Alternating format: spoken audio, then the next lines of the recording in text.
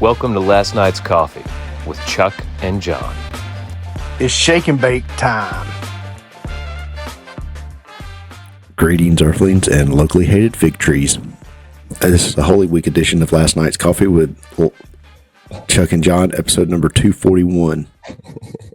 They changed the StreamYard logo. Yeah, they did. So StreamYard updated recently, and they've got some new cool features that cost a whole lot of money in order to take advantage of. But one of the updates is the logo in the upper corner is now not quite as noticeable.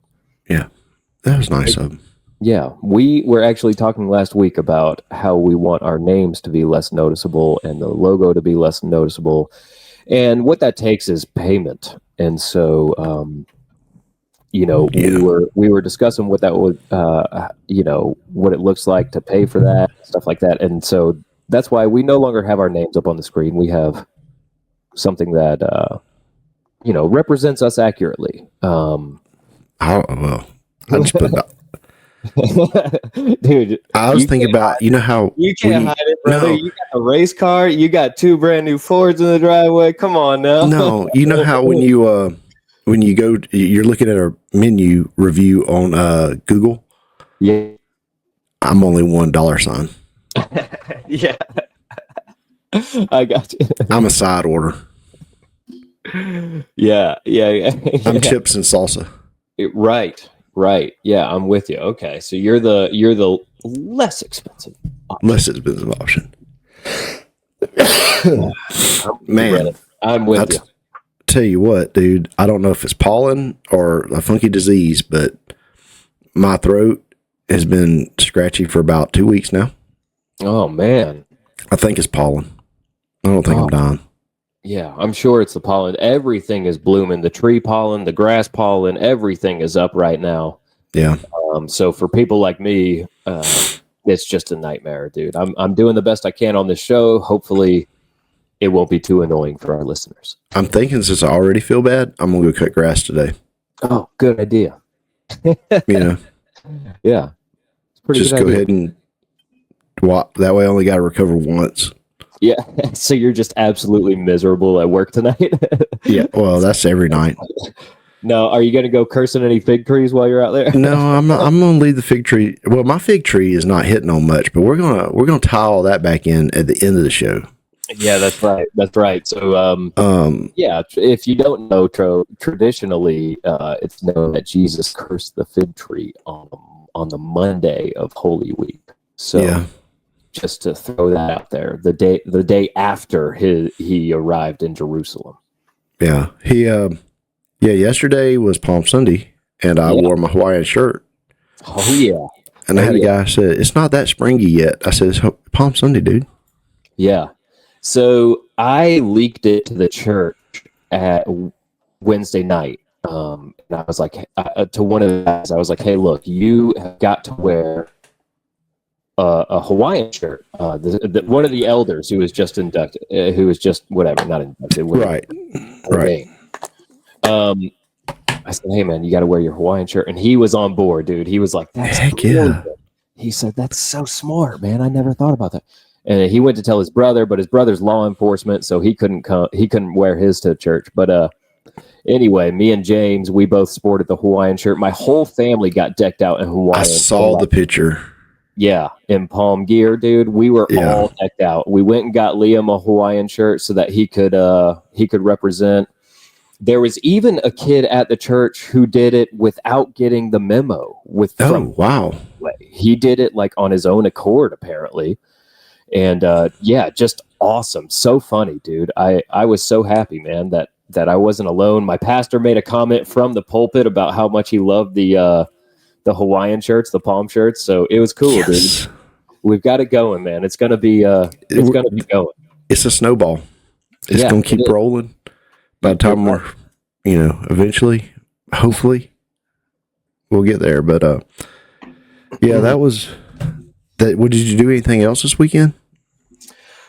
So Saturday was our Easter egg hunt at church. So I got up early and went to that and helped hide like 1,000 eggs or some nonsense. Nine. And look, our church grounds is not set up for this at all because most of it is encompassed with cemetery. So I was just kind of like, we got to the point where there was no hiding spots. We're just dumping. I'm literally bowling eggs out of the thing. I'm just grabbing handfuls of eggs and just bowling them onto the grass and just, whatever happens. And anyway, we had like 50 kids show up, probably 60 kids, something like that. Wow. That's a good egg ratio. Yeah. So everybody got full bags. Nobody left unhappy. It was a whole lot of fun. We tried to make sure that the kids got the idea of what this is all about. But we also had a great time with it. So it was fun. Shout out to the kids helpers that go out there and hide the Easter eggs at all these Easter egg hunts. Dude, yeah, for sure. That's no small task. No, not at all, man. There was 3 stages set up. We had like the eldest kids section, which was like pretty much 5th grade was like as high as it went. Yeah. And then there was like a second section for like the like kindergartners, 1st grade, 2nd graders, that type of thing. And then there was a tiny little toddler section. And so, we had it going on, dude. We did the best we could. All the kids had a blast. They were running all over the place. It was complete madness. You know how it is. It's like, it's like you just opened up the floodgates, dude. And they're just, I have a question. Yeah. Was it all plastic eggs or were there any boiled eggs? I haven't seen boiled eggs at an Easter egg hunt in a while. Dude, all plastic, man. All plastic eggs. You won't find boiled eggs at Easter egg hunts anymore. We used to do that as kids. We would boil them, paint them, and then I guess mom would go hide them or something. I don't remember what happened after that. Yeah. But I hate boiled eggs. Boiling and painting, or like technically we dyed them. We didn't paint them, we dyed them. Yeah, you dye them in different colors, and you had the little tool. We didn't have no tool, we just used a spoon. Like some of the kits you bought come with a little wire tool. Oh yeah. No, and then you ended up throwing it away and getting the spoon. So my parents make up a lot of weird stuff about being poor when I was younger. Yeah. Like they talk about how they were broke to the point where we were eating like macaroni noodles and ketchup when I was growing up. And like, I don't necessarily remember it. I was super young, but like that's not necessarily cheap food though. Like I was thinking there could like ketchup's not, you know what I mean? Macaroni. I don't know. Macaroni and ketchup. Yeah. That's what we were eating a lot, apparently. I don't know. Speaking of cheap food, I've been meaning to tell you this for like 2 weeks. Okay. The other day when we were working on our friend the Harvest trailer, we were all hungry, and Mary Beth had come by after work, and she's like, "Are y'all hungry? I can get something to eat. But what's close?" I'm like, "Well, Huckabee's is right there, and they've got Hunt Brothers Pizza. So go order 2 pizzas." Oh yeah, and it's the first time I've had one fresh ordered like that from a Hunt Brothers, dude. For a gas station pizza, I'm telling you, it hits the spot, don't it? It competes with Papa John's. Yeah, for sure, dude. It competes with a big chain. Yeah, absolutely, man. I mean, the place we normally go for spring break next week. Spring break down in Florida, we normally go to Cape San Blas, and we stay normally right next to this little trading post with a Hunt's Brothers Pizza. Well, that trading post burned down. We had our house, our little cabin that we had rented was like, I mean, not even probably 150 feet from that trading post. And we wound up canceling the reservation once the trading post burned down. That tells you wasn't going for the beach. You were going for the Hunt's Brothers Pizza. Well, there's actually 2 issues. There's 2 issues. The one is the beach where you would go is like eroded. It's just from the hurricane. Drop off. Yeah. So right now they've got a lot of work to do at the beach itself. And so, yeah, between the trading post burning down, the Hunt's Brothers Pizza being gone, and they had just built they had just finished their ice cream coffee shop there.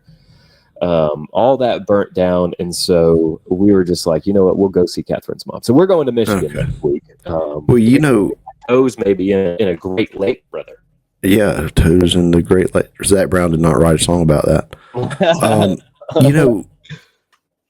Beach erosion is just a first world problem. Yeah, for sure. And the only reason beach erosion is a problem is because we decided to build houses on the side of the beach. Before, the Indians, the Native Americans never dealt with beach erosion problems. No, they built shell middens. Yeah, I mean, all that happened was the beach was wider or not. Right. They really didn't care. It was like a functional thing for them. Yeah. Like, they just wanted to get in the water anyway and fish. Yeah. The whole beach erosion thing is just our problem because we build right on top of the beach. Absolutely, man. I mean, if you go Florida towns, dude, you see these houses are already getting beat up from some of the waves where it has eroded away the beach. Yeah. Well, nice. He's using the cough button. I'm proud of him. Yeah, sorry about that. If you look at I'll give you a perfect example, the Outer Banks. Okay. Every time because I watch all the storms. Whenever there's a hurricane, I watch storm coverage, right? We've established that. Sure. And they're always houses just falling off. Well, the Outer Banks are protective barrier islands anyway. Mm-hmm. And you learn in school that they're basically a big sandbar that protects the mainland. Yeah. So what does a sandbar do? A sandbar shifts. It moves. Mm-hmm. So it's like I said, it's a first world problem. It's not like a real thing. Right. Absolutely. It's a thing and it's happening. And I'm not saying it don't happen. Yeah. But we're the reason it's a problem. Yeah. 100%. Like you go down to a natural seashore. Yeah. Like where it's just like a national seashore type situation where there's no houses on it. Yeah. If the beach erodes, you don't know it. That's true. You don't know it. Not if you might notice it if you went out there every single day and be like, whoa. I see some tree roots that are exposed now that weren't necessarily exposed before, like as it starts to creep in, maybe. Yeah. But you go to, you ever been to Deadwood Beach or, yeah, I think that's what they call it in like Jekyll? No, I have not. So the island's washing out and there's like driftwood beach. Yeah. And there's like all these trees are turning into driftwood because the salt gets in the roots and blah, blah, blah. Right. But, kills the trees and they fall into the water. But it's just doing what the island does. Right. Yeah, absolutely. Absolutely. You're 100% correct, man. Just thought about that. Like I think about that from time to time that the only reason and if say the hotel wasn't there, mm-hmm. well, the beach would just keep growing. You know what I'm saying? Yes. I see what you're saying. So it's not like the water level is rising. Right. It's the beach is doing beach things and it comes and goes and it ebbs and flows. And part of the problem too with beach erosion is all the dams that we've built. They say all the dams that we've built have stopped some of the sediment from coming down and replenishing the beaches. Okay, I would give you that. It makes a little bit of sense, doesn't it? But you would think if there was enough sand coming down the Chattahoochee River mm-hmm. out of the Appalachian Mountains, mm-hmm. coming down to replenish the beach there mm-hmm. around Apalachicola, mm-hmm. that there would just be freaking mounds of sand building up at the dams. Yeah. Like uncontrollably amounts of sand. I'm not a scientist. It kind of takes a long time to make, right? So it would be like a gradual process from the rushing water over the course of those hundreds of miles from the mountains to Apalachicola, right? Right. And so it would, I guess my point is, it wouldn't necessarily be sand at the dam, wherever the dam happened to be, right? Okay, I'm with you on that, but this has been 100 years, and they say it takes thousands of years to make a beach. Yeah. So I don't think we've really affected it that much. I agree. In the grand timeline of things. I agree with you. I agree. Anyway, still gets to rush over a bunch of the courts, and they still clean out the dams occasionally. Like things still are getting done. So I don't know. I'm with you. I don't think we've affected it that much. Yeah. And like, I don't know. We're not scientists, people. No, not at all. Definitely not geologists or environmentalists or any of that. I'm not even sure how the dirt works at a dirt track, and I'm there just about every weekend. Yeah. Dude. I just learned a few weeks ago the reason you pack a track backwards as to the way you're racing is because it changes the grain of the dirt. Ooh, makes it a little more grip. It makes it's supposed to make the dirt lock together better if you pack it this way because you're racing this way. Okay, I don't know. I didn't know that was a thing. Maybe. Maybe if you say so. But we did do this weekend. My weekend consisted of race car stuff, even though it wasn't at the track. Okay, and that's right. We debuted the new race car. Yes, you did, man. How did that go, dude? You set up at Da Vinci's Pizza. And if you would pop that screen up there. Yep, I got you. Boom. There is the new. That's Black Betty with her white wheels. Black Betty looking dark, dude. Yeah. Looking dark. I love the graphics, man. You did great on the decals. Absolutely love the look of the car, dude. She looks fast. She is fast. She's just not fast right now. Yeah. I'm really happy with the way it turned out. It really pops. The camera, it's hard to get that fluorescent red orange in a picture. Yeah. You really got to see this car live, which you'll get a chance soon enough. But yeah, that was our weekend, man. Yeah, was just awesome. Getting ready to do that. That looks awesome. Did Charlie get to engage with some folks while he was there? There was a few folks. You know, it was overall, it was successful. I'd say. Any kids in that driver's seat? No, there are not a lot of kids go to Da Vinci's. Oh, okay. I see. It's a little more of a grown-up place.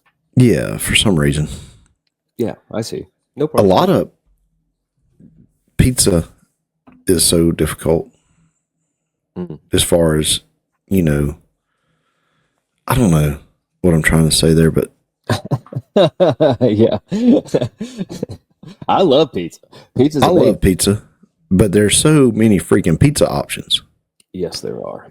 It's got to be a tough market, even though it could be one of the most profitable markets. Absolutely. If you make a good pizza, I feel like you can do all right. You know what I mean? You just got to have a good product, that kind of stuff. Yeah, they make a good pizza. I had meatball sandwich this weekend because I was gonna, you know, I wanted something different. Yeah, I hear you. Well, good for you, dude. That's awesome. I wanted some French fries. I'm glad Charlie had that event, dude. I'm glad now Betty got out there and all that stuff. So yeah, it was a good weekend. Nice weather. Got a little cool Saturday evening. Yeah. I was kind of weird. Chilly. I had to throw on an overcoat over my an overcoat shirt. Is that what we're calling it now? Well, like a little coat, you know what I'm saying? Like a little windbreaker over my Hawaiian shirt, but I had to get to church. I was just cold that morning. Yeah, it was a little chilly. But man, I tell you what, there's been some crazy news stories here lately. There sure have been, brother. And you know, I don't have the video because I wanted to use this for a reaction video, but I found something that's going to freak you out a little bit better. Okay, perfect. So, so there was this quadruple amputee who is a world champion cornholer. Yes. And we're talking about the game. Yeah. He has been accused of murder. Yeah. For shooting someone. Yeah. Mm-hmm. So we got that going on. Yeah, I don't understand how the physics of any of that works. Like a quadruple amputee, first of all, how is he playing cornhole? Second of all, how is he doing it at a championship level? Third of all, how is he able to pull a trigger? Like, does he have a little finger or like some sort of appendage to I'm not sure of the graphic I'm not sure how it works. Okay. But there is a video and of this work. Well, I tell you what, it just seems like such an off the wall headline. Like none of it seems believable. This will answer all your questions. And Chanel, what more can you tell us about this case? Well, look, Mugo, this is a bizarre this is from and CBS News story. The center of this story is someone who would be considered to be an inspiration up until now. 27-year-old Dayton Weber. This is someone who is a quadruple amputee and also a star cornhole player. He is a professional cornhole player who's won multiple tournaments before, but now police, Mugo, believe that he is also a murderer. So how did this happen? Well, police say that Weber was out with a couple of friends. He had 3 people in his vehicle. He was driving his Tesla SUV in La Plata, Maryland on Sunday night when this happened. They say that someone who was in the vehicle told them that things got heated in that vehicle. They say one of the people who were in the back seat told investigators that Weber actually shot and killed 27-year-old Bradrick Michael Wells. That person also told police that Weber then pulled the car over, asked the 2 remaining passengers who were inside the vehicle at that moment to help him pull Wells's body out of the vehicle. Those 2 people told police, Mugo, they refused to do so and that they then got out of the car and left the scene. They say Weber then drove. All right, so get out of here, dude. So that is ridiculous, bro. That is ridiculous. Now, here's okay. Yeah. Here we go. I want to see this. So he does have some sort of little appendage. Evidently, he's pretty accurate too. What?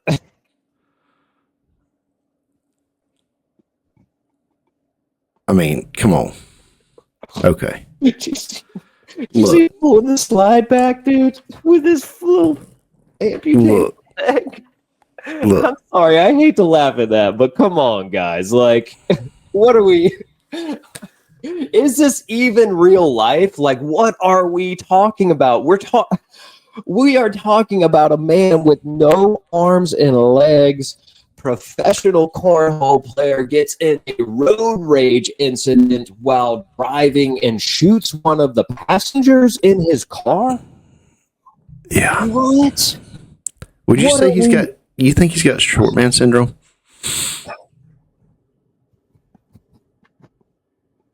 I'm sorry. I'm sorry.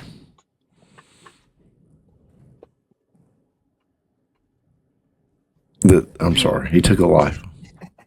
Allegedly. Oh. I don't mean to laugh at the loss of the life of the 27-year-old. That's not what I'm laughing at. That's not at all. Then what are you laughing at, John? Because you were laughing.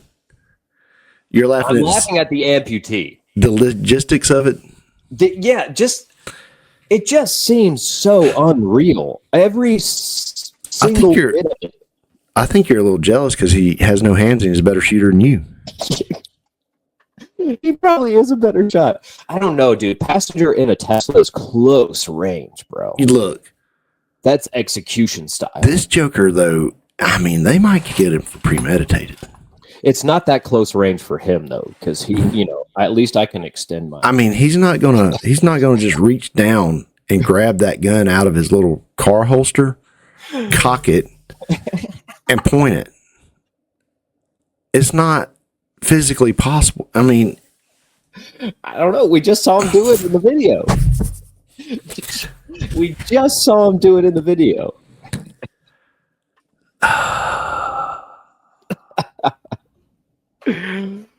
Oh my gosh. It's too unreal. And look, and we have, can we just move on? Because this story is just too ridiculous. And we have another insanely ridiculous story to follow up with.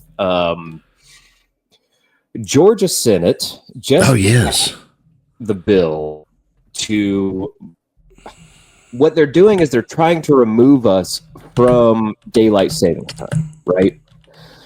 And the way that they're going to get us off of daylight savings time is that when the rest of the eastern coast falls back, we are then going to stay on.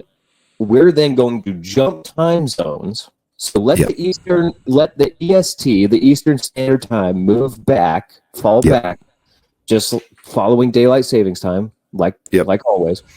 We in Georgia are going to move to the same time zone as Puerto Rico. We are going to be on the Atlantic Standard Time, while New York, Boston, all of them are going to be on Eastern Standard Time. Yes. During that time period of fallback. Why are we making it so confusing, Chucker? I don't know. Here's where I'm at with it. I've been a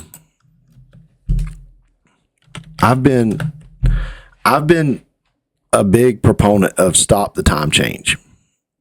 Mm-hmm. You don't want to be on the time change. We've discussed this before the show, and we actually stopped discussing it because we were wrong so many times about quitting it. It's like, dude, we got disinformation into believing the time had stopped changing. Yes, and we got disinformation into believing that several times. Now, at one time, Georgia used to be on the Central Time Zone. Yes, part of Georgia. Our part of Georgia would have been Central Time Zone. Now, it makes a little bit of sense that you should have the whole state. You would think you would want the whole state on the same time zone, but Florida used to have split. Florida still has split time zones. Yeah, for sure it does. So basically, I'm going to throw this map up here. Okay. So you can see there on the map, that line, there's a line. Yeah. Basically, Atlanta, Americas, that's the time zone line. Okay, so it goes through. Okay, so not the river line, but that, that is the river line. That is some kind of river line. Because that goes straight into Appalachia. Maybe that's the time zone line. That might be the time zone line because it kind of follows the river, because it flows right into Apalachicola right there. That little nub of Florida is Apalachicola. Yeah, so I don't like it. I don't like us being that. I want the time zones. I want the time change thing to stop. Yeah. Daylight savings time needs to end, but it needs to be a national thing and not a state by state thing, because I'm for state rights. Mm-hmm. But there's some things that the state don't need to be in charge of, and time is not a thing they need to be in charge of. I agree. That to me seems like a more of a federal level decision. Yeah, here. And it has to be. There are other cities though that have done this in the already, right? I think there's like particular cities or something like that. Indiana, Indiana as well. Okay, I think Indiana. Yeah, and I don't know how those little cities pull it off. Maybe that's what they're doing, is jumping time zones for a period, just for part of the year. You know? Yeah. Now, I mean, you're only talking from November to March, something like that. But look at it like this: if you decide to go to Panama City, you're going to lose 2 hours. or gain 2 hours. You're going to gain 2 hours going to Panama City. Is that what it is? Yeah. Yeah. If they change this in that time of year. And it just don't make sense to me. No, me either, man. I don't like it. I don't like it at all. It seems too confusing, and I agree. I think the United States should all get on the same wavelength on this thing. And you're right, dude. We need to do away with daylight savings time. It needs to be a thing of the past. We're done with that. We're moved on as a society. Yeah. I mean, we are not at war. No. Technically. I mean, we are at war. We got a little war in Iran going on, but that shouldn't affect our time zone. No. But this bill passed 45-5 in the House Georgia Senate vote. That's nuts, dude. But the way they're selling it, though, they're not selling it telling you like all of the details. I feel like right. I feel like they're not going to tell you that, hey, we're going to be on Atlantic Standard Time. Like, I feel like they're just, we're ending daylight savings in Georgia. Like, you know what I'm saying? Yeah. It seems a little misleading to me. And it's down. It's basically, so the time differences during the winter, Georgia would be 1 hour ahead of neighboring Eastern time zones like North Carolina, South Carolina. Yep. And 2 hours ahead of Alabama. Right. It seems so strange, dude. It seems so strange. I don't understand why the time zones don't just go longitudinally. Well, they're supposed to. So back in the day, Georgia was split in half. We talked about that. We threw the map up there. Right. And then there were some people, business people in Atlanta, is like, it's not fair that New York gets to start an hour before we do. Yeah. Yeah. Well, maybe if it's that important that y'all feel like that, maybe open an hour early. Yeah. There's that. But them and all their business. I mean, they didn't want the state split into two time zones, but Florida's done it for years. So they got a law started, and they basically moved it to the state line. Tennessee and Florida have had two time zones. Yeah. Both of our neighboring states have two time zones. Yeah. And we should. But evidently, Georgia wasn't smart enough. That's why when you go to Panama City from like Griffin, or you go, it seems like it gets daylight so freaking early. Yeah. And it gets dark so freaking early is because technically we should be on the same time as them, and then it would just feel like, oh, it's normal. I mean, you're not going that far west. Right. You're probably only really going an hour or so west and south. I just hate the confusion of mixing time zones and daylight savings time. Like I hate that. Yeah, because I mean, you go to so if you went to Florida a lot, so we went to Panama City a lot, and then you go to Daytona, and you're like, the kids are like, does the time change when we go to Daytona? No, it doesn't. No, when you go to Daytona, time don't change. Oh, it's basically follows the Appalachian River. Oh, you're saying from west. Griffin to Daytona. Yeah, from Griffin to Daytona. Yeah. It would be the same as your home time zone, but then Panama City is not the same as your home. Right, you lose an hour. Yeah. So, I don't know. It's going to make it really confusing for kids. It's going to be bad enough for an adult. Like, think about this. I'm going to race in Penton. Yeah. After time changes, so I'm running an early season race in Penton. Right? You guys are going to be tired little puppies when you get over there. It's going to be. I will leave Griffin at the time that I need to be there. Yeah. As strange as that is, that's so weird, dude. So weird. I don't like it. And I won't leave the track till 3 o'clock, almost 3 o'clock local time, my time. Right. I don't like. None of it feels right to me. None of it feels right.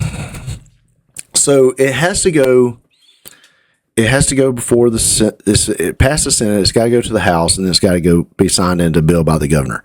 Once it's signed into bill by the governor, it has to go towards a federal committee to be approved. Okay.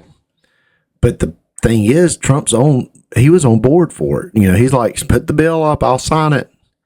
So he don't care, man. He just wants a signature on everything. You seen he's putting his signature on the $100 bill? No, I didn't see that. That's pretty funny. He's in rare company. It's been like 160 something years since a sitting president has had his name or autograph or picture on a currency. Look, I mean, why don't we have a bill with JFK on it or something like that? We do. We have like the $1, right? Why don't we have Obama bucks? Why don't we have Bill Clinton bucks? It's funny how put his autograph on it. So the $100 bill, it makes sense, right? I mean, that's such a Trump thing to do. It totally it fits the bill. I mean, let's have some Reagan dollars. I don't know. Golly, man! I'll tell you what, this is such a weird. Reagan needs to be on the bill. And then you know what? The next president that comes in, we don't even make them anymore. If it's the next president that comes in, it's going to be like, if it's a Democrat, they're going to be like, we got to take Donald Trump's signature off the $100 bill. So then they're going to have to make all these other $100 bills. And whose signature should we put on it? I think we should put mine on it. Yeah, and we wonder why the treasurer can't afford pennies anymore. Come on. You guys are making stupid decisions like this. I don't understand why they had to keep printing so much money. Where's it all going? Israel and that's right. Ukraine. Pallets of cash to Iran. Yeah. Yeah. All of the foreign countries, like not to the American people, that's for sure. We're basically fighting our own money over there. Yes. That's always fun. Yes. That would be like me paying for my competition, so I have to outrun so they can wreck me on the racetrack. Yeah. Well, look, that's been a tactic of world governments for a long time. Unfortunately, build up your enemy so that you have a reason to fight them. Speaking of, I had a thought, and I wanted to run this by you, and this is live on air. We haven't talked about this. Okay. We had the No Kings protest this week. Again. Did you know that? No. Okay, so they have the No Kings protest every year. Okay. And I got to thinking about it. I got to thinking about it. All right. They had the No Kings protest, and they say they're protesting Donald Trump as king. Okay. All right. And Donald Trump thinks he's a king. We don't have kings in America. Okay. And anyway, it's even gone to England. They're having no kings protest to protest Donald Trump. There are kings there, though. There are kings there, but here's what I think they're really protesting. They do it the same weekend as a triumphal entry. I see. Do you see what I'm slinging there? 100%. So you got they're saying it's this, but they're saying we have no kings. Yeah, they're protesting no kings. Well, Jesus is king. Yeah. Well, I don't have a king. Right.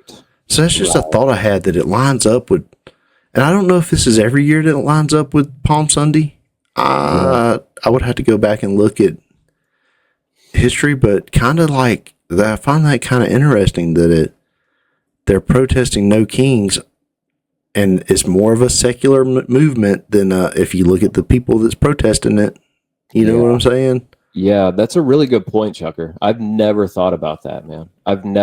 I did have this cool thought, though, in relation to Palm Sunday. And I think it may have been mentioned on a podcast or something I was listening to, but I've just been kind of chewing on it lately. There were hundreds of thousands of Jews, basically, right? Like celebrating Jesus's march into Jerusalem, like his walk into Jerusalem, riding the donkey, right?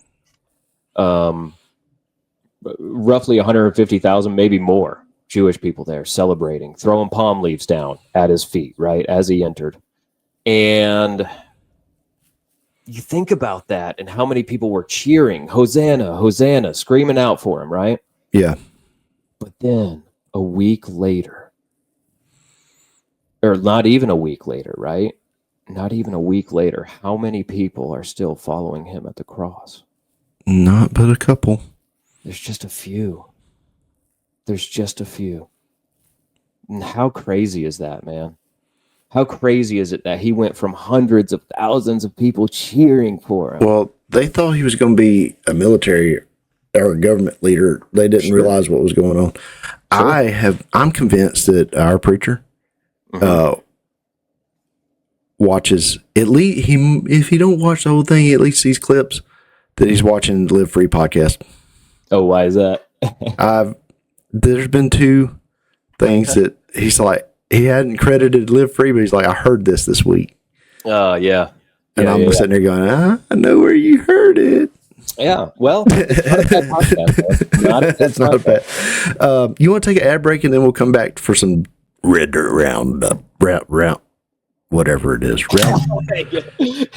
Red Dirt Rundown. Rundown. Dude, I'm tired. It's been a week. I hear you. Yeah, let's hit that ad break. Hey, go buy some merch. You got the COR merch. Yeah. You got the Last Night's Coffee merch. Yeah. You got the SVK Racing Apparel page on TeePublic carries all of our merchandise that we have out right now.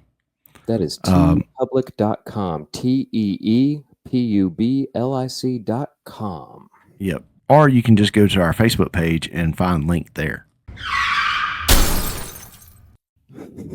Sorry for the interruption in the episode, but we'd like to take this moment to advertise for Eileen Ayers at movingcoweta.com for all your realty needs in and around the Coweta County area. Make sure you visit movingcoweta.com. That's Eileen Ayers. Yeah, check that out, folks. Also, we'd like to thank our sponsors at Charlie Austin Ford Racing, Speed U, Synergy Speed Lab, Wynn's Pharmacy, Mickey Scott's Barbershop, Trinity Fleet Services, Daytona 1, Da Vinci's Pizza, Parker Lanes, Ember and Oak, Cigar Lounge, Exterior Traditions, and Devotee Baptist Church. Go check those guys out. That's a list right there, my guy. Man, I tell you what, we got a lot of sponsors that help us out, and that's no particular order. Yeah, that's awesome, man. I love that so many people have gotten involved in sponsoring Charlie and trying to help him out and help him achieve his goals. You know, that's awesome. Yeah, and if you want to help us out achieve our goals, you can like and subscribe on YouTube, iTunes, and Spotify. Leave reviews, leave comments, whatever you can. Share the show. It helps us out. Just hit the like button, guys. Just hit the like button, you know? Also, find us on Facebook. Now it's time for the Red Dirt Rundown on Last Night's Coffee with Chuck and Jon. We're educating you on dirt track racing. Yeah, come on. And we're back. So, Red Dirt. Yes, dude. This weekend's edition of the Red Dirt Rundown. We need a sponsor for Red Dirt Rundown is brought to you by Screw and Vulture Customs Welding and Fabrication. Boom. So we had the World of Outlaws. We're racing East Alabama and Sonoa. If you went over to that race, you got to see a good show till the track rubbered up, and then when it takes rubber, it changes a lot. But Nick Hoffman took the win at East Alabama. Bobby Pierce took the win at Sonoa. But that's not all there is to the story. Okay. Ashton Winger. Now? This is at Sonoa. Okay. So Ashton Winger led a bunch of the race. Oh, sweet. Yeah, I think he ended up finishing second or third. Right. Like Ashton. But I was listening to Dirt Tracker Daily and Sunday because it talked about it in the headline. It read about freaking Jonathan Davenport and Winger getting into it, and I'm like, okay, interesting. So I listened to it, and they compared it to back. Remember when they were running the Wild West Shootout, and Davenport and Turbo got into it, and then there was this big old controversy, yada yada yada. Yes. Well, Winger and Davenport I don't even know if they made that much contact, and then Davenport just spun out. Okay. And apparently they're trying to put it up there like, they said post-race interviews and stuff like this, that they had comments, and it was kind of the same thing, and basically Davenport's blaming other people when it was his fault. I don't know. I think they're trying to make more of it than it is, just because they didn't really have nothing to talk about after that race. But while it wouldn't surprise me, dude. Look, people are blood hungry, right? People want that drama, right? Jerry Springer, all of that stuff. Right. All those shows have shown us over and over and over again. The Roman Coliseum, if you want to go back in history, people are blood hungry. They want to fight. So while the Outlaws were down here racing, Lucas was in Ohio racing. Okay. All right, so we skip ahead to Lucas Dirt Late Model Series. They were supposed to run at Atomic Friday night and Brownstown Saturday night. Okay. Well, Atomic gets rained out. They move it to Sunday. So, Brownstown Friday night or Saturday night, Devin Moran, which he seems to be on a roll right now. When he's racing, he's winning. So he wins the icebreaker at Brownstown. Well, guess what? They moved that race to Sunday, so that means there's no World of Outlaw race. And freaking Tyler Erb, Drake Troutman, and Tristan Chamberlain made the hike from Sonoa all the way up to Atomic. Dude. 570 miles. Oh, my gosh. I looked it up. It's at a minimum, it's a 9-hour drive. Yeah. So those boys just hiked through the night. They just drove through the night, got up there. Yeah, unloaded and raced. Yeah, they probably hosed it off and raced pretty much. Like, what do you do? Well, good thing is Sonoa is not too nasty a track, so especially when it takes rubber. So they didn't have too much cleanup to do. But yeah, they just unloaded and decided, you know what, we didn't race enough this weekend. I'm telling you, you racers are a different breed, brother.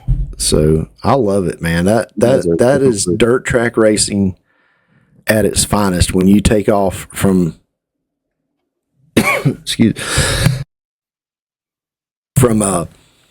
Sonoa and you decide, well, you know what? There's a race paying some money in Ohio. Let's go hit it.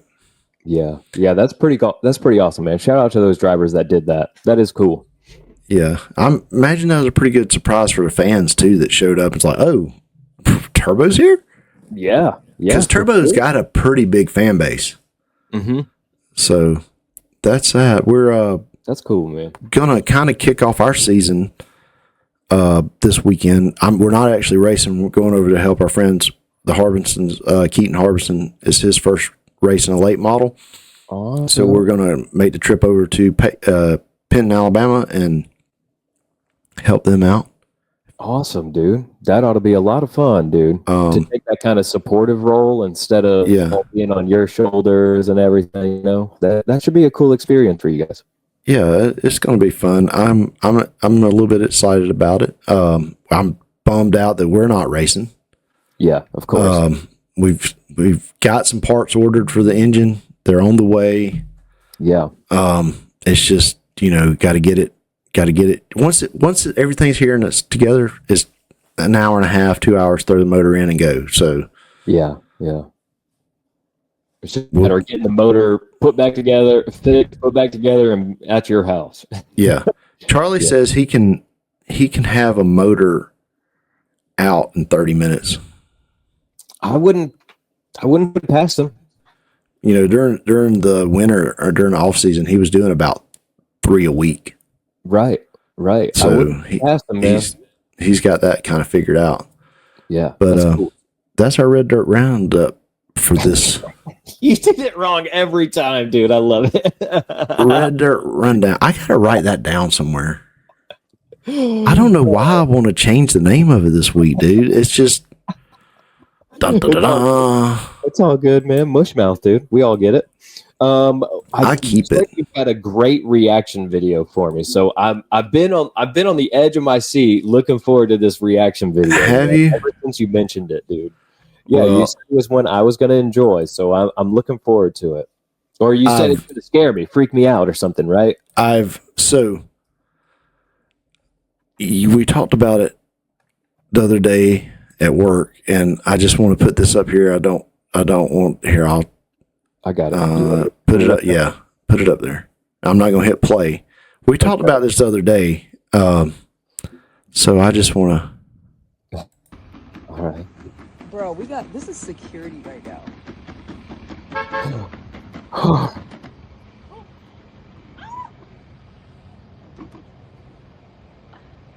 it's waving. No, sir. No, sir. They have made friends with. No, sir. Get out of here. I don't want anything to do with that. That is a robot dog security guard. I don't want anything to do with that. That thing. That's so terrifying. It waves at you. It has no emotion. It's not saying hi. It doesn't care to say hi to you. It's saying go away. Yeah. So this robotic dog patrols Metro Atlanta, helping stop crime. How? I guess it alerts authorities? I guess. Like, does it have a camera on it? Like relays to the station or something? Like, what are we talking about here? I don't know. So at first, are they going to? Hold on. I'm going to read this to you. All right. At first, they seem friendly. They'll even greet you when you walk up. However, if someone is doing something illegal, that's when things change.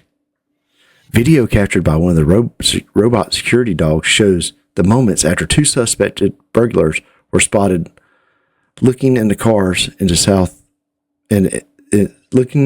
Metro Atlanta apartment complex. Moments later, the robot dog issues a warning. This is a restricted area. Move away. Get back. Look, that dog's talking to you. I don't like it already because it said suggested robbers, right? Like, it doesn't even know. Those people could be looking around like, yeah, right? I'm just saying, like, maybe they locked their key, maybe the car's locked. I think they locked their keys in the car, so they're looking around with a flashlight in the car, like trying to see if are the keys in there. Yeah, you know, I mean, like, the possibilities, dude, that this robot can't decipher. Yeah. Like, yikes, brother. I hate this already. I know you're a big fan of it. So, is there more to that article? Is there more to that? No, there's a long article. It's on Channel 2. Okay. Now, do you think if we had a robot dog that was like our guard dog at work, do you think we'd make friends with it? I would certainly try to. Like throw pizza crust to it and stuff? That's exactly what I was thinking. Like, I'd give it some scraps, bro. Yeah. But here's the thing. Like, it doesn't need those things. It doesn't need anything. It needs nothing that I have to offer. That's what's weird about it. That's what's really freaking weird. Like, none of it can relate to me because it doesn't have needs other than, like, power. It just needs the battery changed. I would put a hat on it. A hula girl. You know what I'm talking about? The hula girl. That glue a hula girl to his head. Yeah, and it just walk around hula. Dude, I wonder what the top speed on one of those things is. Like, if that thing was going like 35 miles an hour up the driveway trying to run somebody out of there, how crazy would that be? Or if it if it tried to shoo off one of the coyotes. Oh, that'd be hilarious. Coyote just pees on it. Short circuits it. Yeah. And then you figure out, oh, all I got to do is pee on it. Yeah. then you was the cure. Then you get an indecent exposure because you peed on a robot. It's like the robot can't see. I mean, it can see, but it can't see. It doesn't care. It don't care. Like, what does it care about a human anatomy? Dude, we're going to get in trouble. We're actually going to get in trouble as a society for doing things to robots because, and I'm telling you, they're going to add. There's going to be people that are going to be advocating for robot rights. Yes, that's going to happen too. You know, they've got villains too. No, they don't. Yeah. Well, right now they're just property. Yeah. Just wait until they're like, you know, their own property. Johnny Five alive. Yeah. Yeah. Because right now someone's buying these things, right? Well, what if it just builds some of itself that nobody decides to go out there? Just yeah. And then they're not owned by an individual anymore. They're rogue robot security dogs. There's roving packs of robot security guard dogs just going around Metro Atlanta. You try to go to the varsity, and they just attack you. They're like, dude, my son's at the varsity today. Don't say that. There's a robot dog watching him right now. And it might not even know it's a robot dog yet. It's just in the camera system right now trying to decide what its next move is. It's probably watching us. It's wondering why are these people eating hot dogs and calling me a dog? We will probably be the first 2 people arrested for hate speech against a robot. Clip that. Don't you put that hate on me, Ricky Bobby.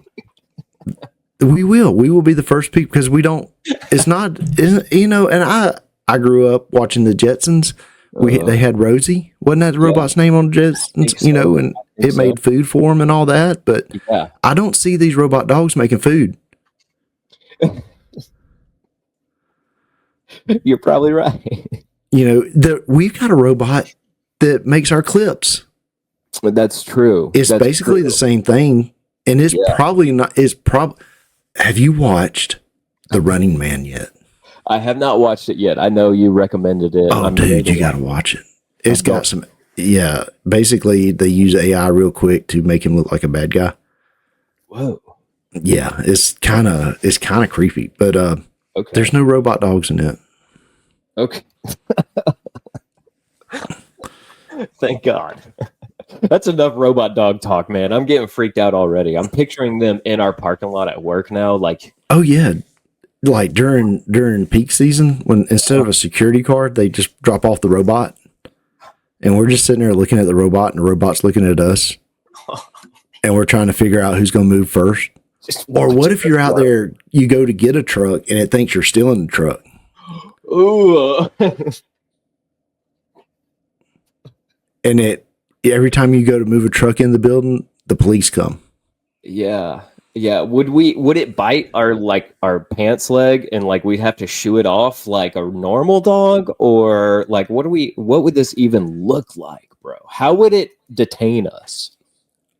Yeah, I'm pretty sure it could detain me pretty quick. All it's got to do is corner me.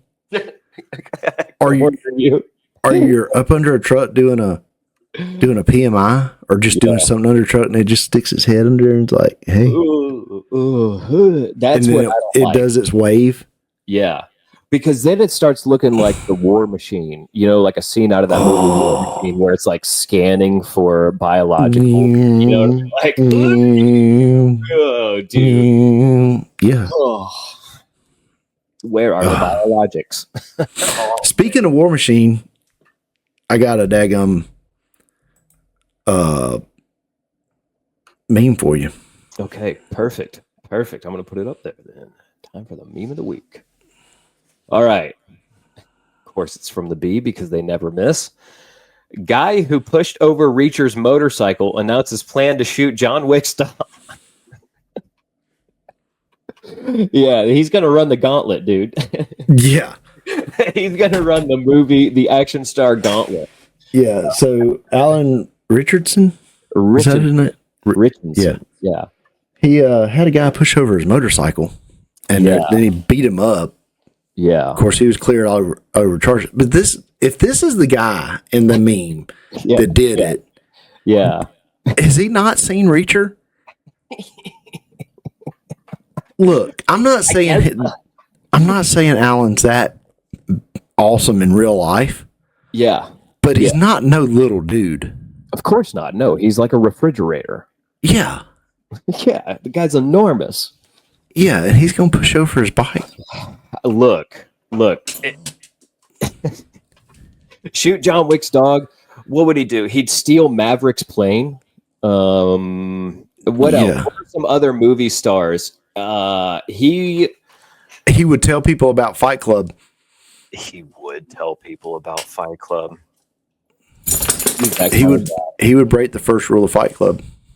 His name is Robert Paulson.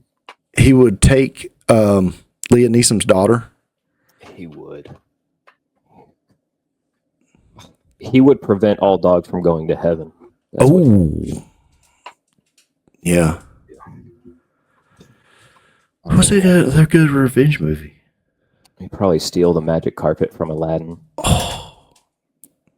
You know, some real Jafar stuff right there, dude. Yeah, you think they really had magic carpets? Or is it demon-possessed carpets? Demon-possessed carpets for sure. Yes, demon-possessed. That's another thing that's in the news right now.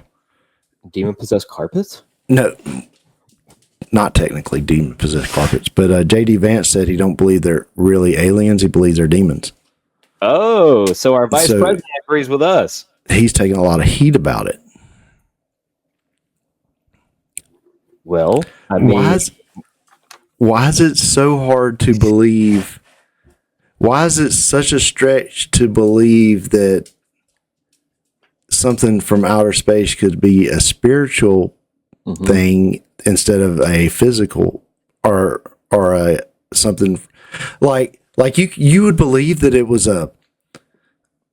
an alien from another planet, but you not even willing to look at the idea that it could be something demonic and spiritual. Right. More of an entity than say, a biologic, right? Like than a physical body. And wouldn't that make more sense from our understanding of physics? Like from our understanding of physics right now, there's no way something could travel from this star system to this star system, right? From our understanding, that couldn't happen. So wouldn't it make more sense that these things are something spiritual, that are like interdimensional, that can kind of break through this veil here and there? But if you acknowledge that, then you have to acknowledge that there's a God. Whether you agree that it's a Christian God or whatever God or whoever God, you have to... You start using the terms demonic instead of spiritual, right? Which I think we should use the proper terms, and I think they are demonic. So yes. If you admit that they're demonic, then you would have to admit that there is something there. Instead of us just showing up from some amoeba and evolving from an amoeba, which, you know, the chances of that are like stupid. Yeah, I agree. It's way more believable that we were created by a god than that we evolved from an amoeba. That's my personal opinion.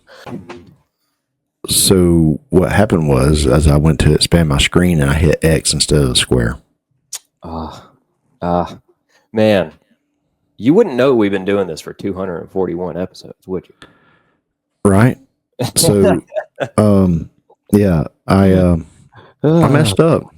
It's all good, man. It's all good. Look, we are at the end of the show anyway, so let's finish this up.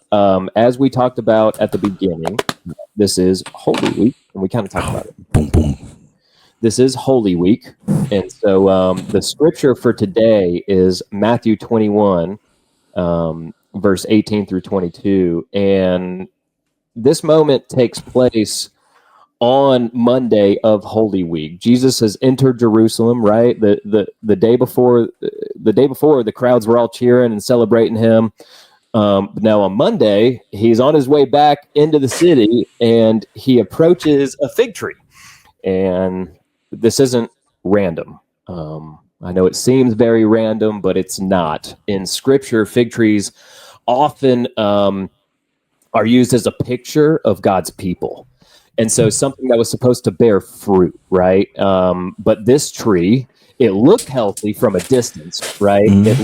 Basically it's a parable. It looked healthy from a distance, full of leaves, vibrant, but it had no fruit. And what Jesus does here, it's not like a reaction. It's more like a living parable, right? Okay. It's like a warning about appearances, right? Okay. Without substance. It's about looking alive on the outside, but lacking the kind of fruit that God desires. Does that make sense? Like, that's why he's comparing it to God's people and the way this tree looks, but yet bears no fruit. Right. Don't be a poser. Right. Exactly. And so basically, as I read these words, I want you to hear not frustration. I don't want you to hear frustration. I'd rather you hear an invitation. Okay. All right. Matthew chapter 21, verse 18. Early in the morning, as he was returning to the city, he was hungry. Seeing a lone fig tree by the road, he went up to it and found nothing on it except leaves. And he said to it, "May no fruit ever come from you again." At once the fig tree withered. When the disciples saw it, they were amazed and said, "How did the fig tree wither so quickly?" Wouldn't that be nuts? I mean, dude, to see Jesus curse a tree and it just immediately wither, like, out of all the miracles they've seen, right? Yeah. This one would just, again, throw me for a loop. They've seen him quiet storms. They've seen him do all kinds of raise Lazarus from the dead, and here's this fig tree. And that's the one they're like, whoa. Yeah. Well, that one could be qualified as mean. Yeah, I mean, yeah. In a like a person could see that as mean. Sure, but listen to this. Let's finish it up. Verse 21. Jesus answered them, "Truly I tell you, if you have faith and do not doubt, you will not only do what was done to the fig tree, but even if you tell this mountain, be lifted up and thrown into the sea, it will be done. And if you believe, you will receive whatever you ask for in prayer." Boom. Yeah. So they're kind of amazed by this thing, and Jesus is like, That's not even the point of the story. Yeah, like this is nothing, guys. You guys, what are you doing here? Did they depict that in The Chosen? I think so. I've been thinking about watching it. Yeah, I need to. My wife watched the whole thing, and I got to watch bits and pieces of it while she was having it on. But I've been thinking about watching it for myself, man. I think. I know it's pretty serious, but it seems kind of funny at times too. And I just want to see the apostles' reaction to that. Yeah, for sure. Dude, it didn't. The whole fig tree thing obviously did not make sense to them at the time. Right. It's definitely going to be hard for us to make sense of it. So hopefully that helps a little bit. But look, what you really should latch on to is that there is what Jesus says right there at the end. You believe, you will receive whatever you ask for in prayer. So that's all it. Right. Well, folks, we'll see y'all. We might be off next week. Maybe. We'll see. We'll just have to see how things go. Later on, Nightshifters. We'll holler at you.